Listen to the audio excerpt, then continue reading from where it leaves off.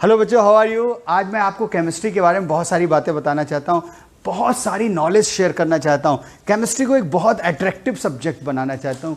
कई बार क्या होता है, केमिस्ट्री बच्चों को बहुत बोरिंग लगती है, लेकिन मैं आपसे प्रॉमिस कर रहा हूँ अगले कुछ मिनट्स केमिस्ट्री आपके लिए एक बहुत अट्रैक्टिव सब्जेक्ट है। आज मैं आपका पहला चैप्टर जो है केमिकल रिएक्शन एंड इक्वेशन के बारे में बताऊँगा। Chemical reaction and equation chapter का नाम है, जो आपका केमिस्ट्री साइंस का पहला चैप्टर है, chemical reaction and equation.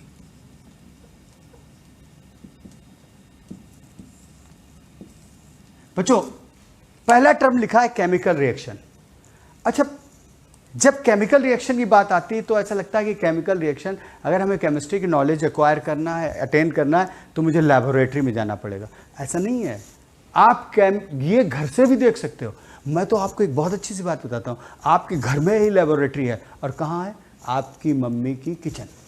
Laboratory कहाँ है बच्चों? आपकी मदर जो किचन है वो लैबोरेटरी। पूछो कैसे? वहाँ पे टेबल सॉल्ट है। टेबल सॉल्ट क्या होता है? NaCl। शुगर है। शुगर क्या होता है? सुक्रोज। फॉर्मूला क्या है? C12H22O11। ऐसे जितनी चीजें रखी हैं वो सब कहीं ना कहीं केमिकल है। लाइम रखा होता है, नींबू होता है ना, नींबू, सिट्रिक एसिड। विनेगर होता है ना, विनेगर, वो भी एक एसिड है, वो भी एक ऑर्गेनिक एसिड है। और विनेगर का फॉर्मूला मैं बताता हूं, acetic acid, dilute acetic acid होता है। तो ये सारे केमिकल्स आपकी किचन में है। Kitchen is a kind of laboratory. अच्छा देखो, पहली चीज है कि केमिकल रिएक्शन कैसे होता है ये समझना है। चलिए मैं आपकी किचन से स्टार्ट करता हूं। आपने कभी चाय बनाई?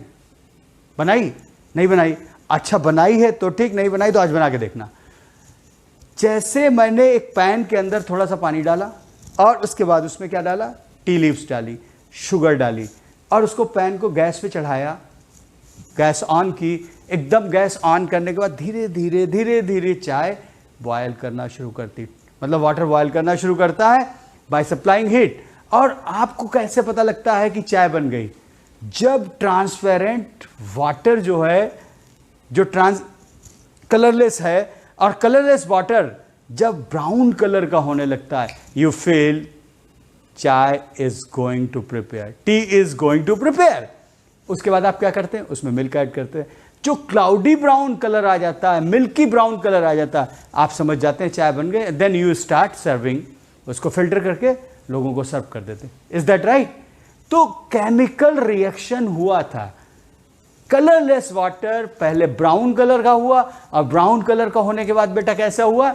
जब मिल्क ऐड किया तो मिल्की ब्राउन हो गया, एंड यू गॉट आइडिया कि चाय बन गई। तो ये एक ऑब्जर्वेशन आया।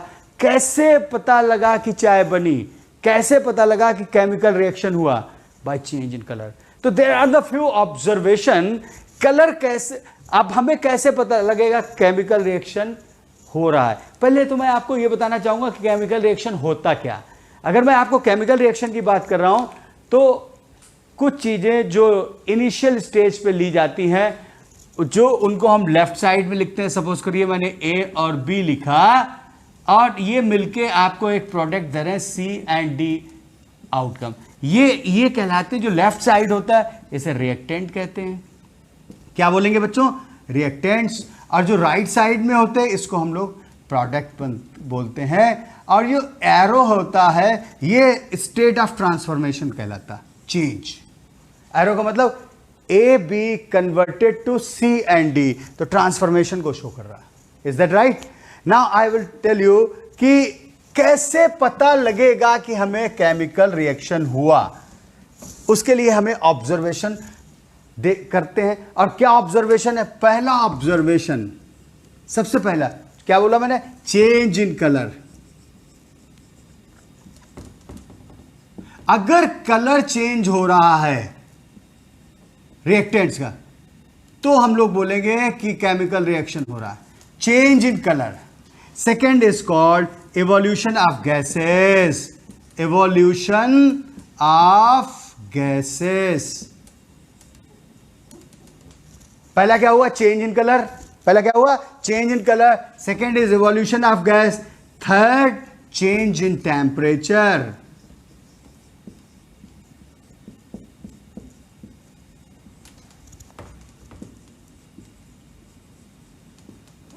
बेटा पहला क्या है? Change in colour. सेकेंड क्या है? Evolution of gas. थर्ड क्या है? Change in temperature. And the fourth one, change in state.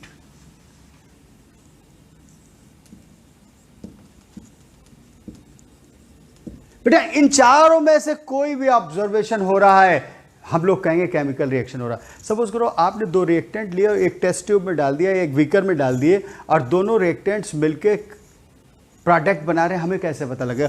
Out of all four में से कोई एक ना एक दिखेगा आपको।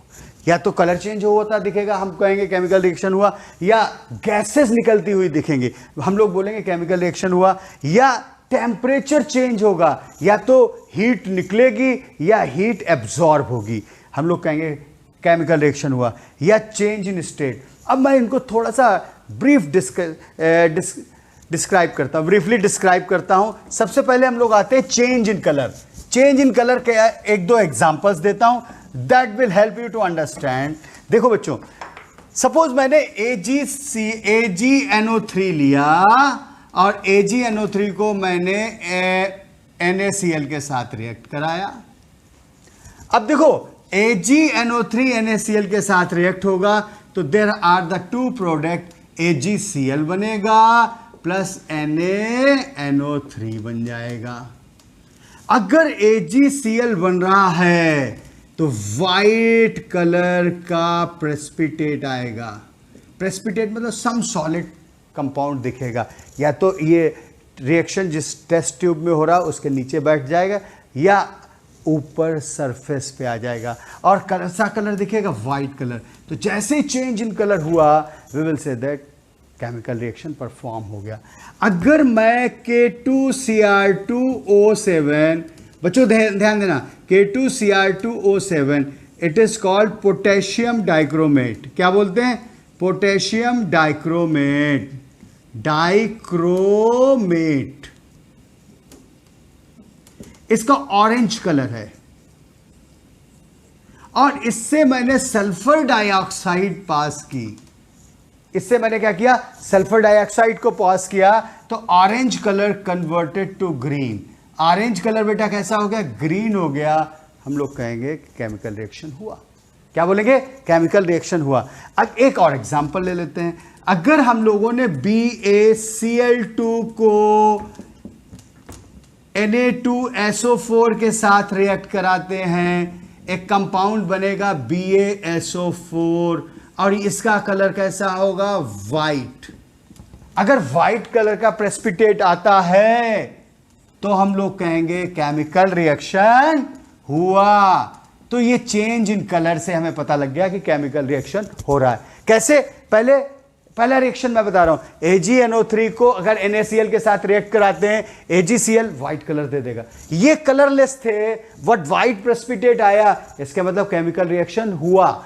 ऐसे अगर हमने K2Cr2 जो ऑरेंज कलर का है उससे सल्फर डाइऑक्साइड गैस पास की, orange colour converted to green, we will say that chemical reaction हुआ। इसका प्रोडक्ट बहुत बड़ा है, अभी आपको बताऊंगा नेक्स्ट स्टेप में।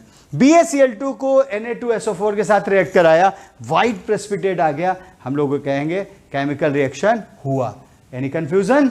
चलिए अब दूसरा पार्ट लेते हैं। सेकेंड था एवोल्यूशन ऑफ गैसेस। अगर गैसेस निकल रही हैं बच्चों ड्यूरिंग केमिकल रिएक्शन, तो हम लोग कहेंगे रिएक्टेंट कंबाइन होकर प्रोडक्ट बना रहे हैं और केमिकल फिनोमेना हो रहा है। सपोज करो मैंने यहां पर CaCO3 को हीट किया, CaO आ गया प्लस CO2। जैसे हीट किया, कार्बन डाइऑक्साइड गैस इवॉल्व हो गई। कार्बन डाइऑक्साइड गैस इवॉल्व हुई, हमें पता लग गया कि केमिकल रिएक्शन हो रहा है, क्योंकि गैसेस निकलेंगी, हिसिंग नॉइज आएगा। हिसिंग नॉइज का मतलब something going change, something happening, some changes are going on, इसका मतलब केमिकल रिएक्शन हुआ। बच्चों ध्यान देना, अगर मैंने जिंक ग्रेनल्स को H2SO4 में डाला, ये सॉलिड है, ये लिक्विड है, और जैसे ही मैंने इसमें डाला, we observe that some gases are evolving or evolved gas is hydrogen. Evolved gas is hydrogen. We will say that chemical reaction हो रहा है. हम लोग क्या बोलेंगे? केमिकल रिएक्शन हो रहा है. अच्छा देखिए, ऐसे बहुत सारे रिएक्शंस हैं. अगर third, change in temperature. Now I am coming to change in temperature. अगर टेम्परेचर बदल रहा है, चेंज इन टेम्परेचर, टेम्परेचर बढ़ रहा है या घट रहा है, we will say that chemical reaction is going on. अच्छा देखो, मैं एक एग्जांपल देता हूं.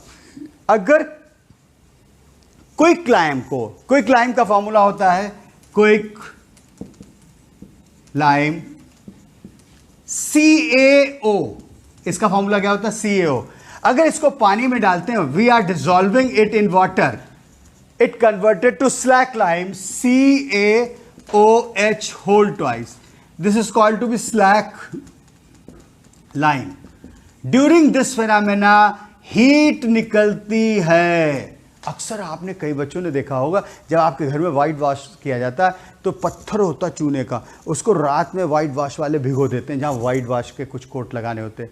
तो जैसे भिगोते हैं तो उसके अंदर से आवाज़ें निकलने लगती हैं और हीट तेजी से निकलती है, क्योंकि जो पानी है वो उबलने लगता है. उसको ढक देते हैं, नहीं तो स्पार्क कर जाएगा. तो कई बच्चों ने ऐसा देखा होगा कि चूने का पत्थर लाते हैं वाइट वॉश वाले, उसको स्लैक लाइम, क्विक लाइम बोलते हैं, और क्विक लाइम को जैसे पानी में डालते हैं, सुबह तक क्या होता है, वो शांत हो जाता है. उसके जैसे डालते हैं तो थोड़ी देर बाद उसके अंदर से हीट इवॉल्व होने लगती. तो हीट इवॉल्व होती तो चेंज ऑफ हीट. क्या हुआ? Change of heat. और जो प्रोडक्ट बनता है वो स्लैक लाइम, हम लोग कहते हैं केमिकल रिएक्शन हुआ. अच्छा देखो, पहला मैंने क्या बोला था? Change in colour. दूसरा मैंने क्या बताया? Second observation evolution of gas. Third observation change in temperature. ऐसे कुछ रिएक्शंस में हीट निकलती है और कुछ ऐसे केमिकल रिएक्शन होते हैं जिसमें हीट देनी पड़ती, तब केमिकल रिएक्शन. जैसे NH4Cl है, उसको पानी में डिसॉल्व करेंगे तो वो हीट एब्सॉर्ब करता है. और वो रिएक्शंस जिनमें हीट इवॉल्व होती, हीट रिलीज होती, ऐसे रिएक्शंस को क्या बोलते हैं? Exothermic reaction. क्या बोलेंगे बच्चों? Exothermic reaction. और वो केमिकल रिएक्शन जिसमें हीट देनी पड़ती है, ऐसे केमिकल रिएक्शंस को क्या बोलते हैं? Endothermic reaction. इसलिए जो चेंज इन हीट है, इनको दो कैटेगरी में डिवाइड करते हैं. Heat, the reactions in which heat is given are called endothermic reactions, and the reaction when they perform heat evolve is called exothermic reaction. तो reactions को हमने chemical reaction को दो कैटेगरी में डिवाइड किया. exothermic reaction क्या होते हैं? the chemical reactions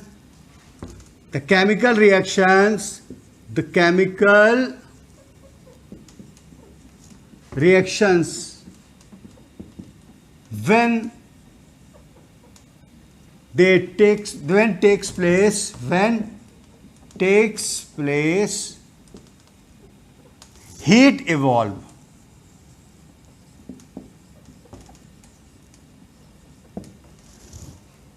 वो केमिकल रिएक्शन जब होते हैं, the chemical reaction when takes place heat evolve are called exothermic reaction. जैसे कार्बन डाइऑक्साइड बनता है, कार्बन ऑक्सीजन से कंबाइन करके कार्बन डाइऑक्साइड गैस बनाता है, और during this phenomena heat evolve होती है.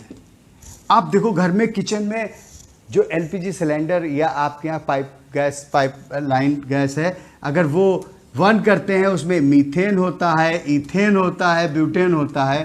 तो कार्बन, जितना मीथेन में कार्बन है, सारा का सारा कार्बन डाइऑक्साइड में बदल जाएगा. हाइड्रोजन सारे का सारा वाटर में बदल जाएगा. और बच्चों, जब ये गैसेस जलती है तो हीट इवॉल्व होती है, उसी से तो खाना पकता है, फूड उसी से पकता है. तो हीट इवॉल्व होती है, and this heat is used to cook the food. और ऐसे केमिकल रिएक्शन को क्या बोलेंगे? Exothermic chemical reaction. इसको बैलेंस करते हैं, यहाँ पे 2 आ गया. and the chemical reaction which takes place by supplying heat. The chemical reaction which takes place when heat supplied are called endothermic. Endothermic. Let me clean the board. Board को clear करते हैं. Endothermic.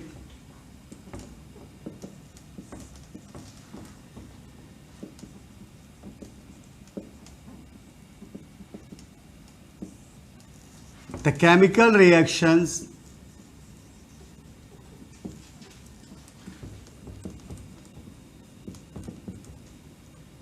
takes place when heat is supplied. Such reactions are called endothermic. बच्चों ध्यान देना, अगर मैं आपसे कहता हूं N2 plus O2 gives you N2O, this reaction will only take place when heat is supplied. When heat is supplied. ऐसे एक रिएक्शन होता है H2 plus I2 will give you HI only when heat is supplied. Gas, ये भी gas है, ये भी gas है, स्टेट में लिखे देता हूं, ये भी गैस, ये भी gas, this is also gas, heat is supplied.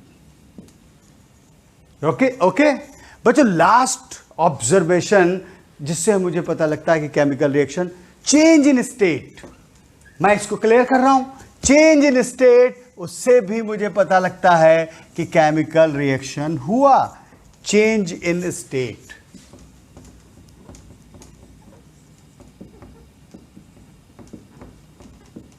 अगर केमिकल रिएक्शन होगा तो स्टेट चेंज होगी. फॉर एन एग्जाम्पल बच्चों, मैंने एक यहाँ एग्जाम्पल दिया NH4Cl, ये सॉलिड स्टेट है. जब इसको हीट किया मैंने, हीट सप्लाई की, इसका मतलब एंडोथर्मिक रिएक्शन. कैसा रिएक्शन है? एंडोथर्मिक.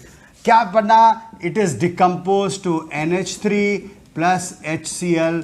ये भी गैस है, ये भी गैस है, जबकि ये सॉलिड था. सॉलिड से गैस, सॉलिड से gas, change in state, change in state. इसके मतलब क्या हुआ? केमिकल रिएक्शन हुआ. अच्छा बच्चों, यहां पर मैंने लिखा NH4HS, अमोनियम हाइड्रोजन सल्फाइड, ये भी सॉलिड है, इसको हीट किया, अमोनिया गैस बनी and H2S gas is formed. This process saying that chemical changes are taking place. बच्चों अब मैं आपको एक क्वेश्चन दे रहा हूं और आपको उसका आंसर देना है और सोचना है आंसर को. नेक्स्ट वीडियो मैं इसका आंसर दूंगा. क्वेश्चन इज कि वाटर की 3 स्टेट्स हैं.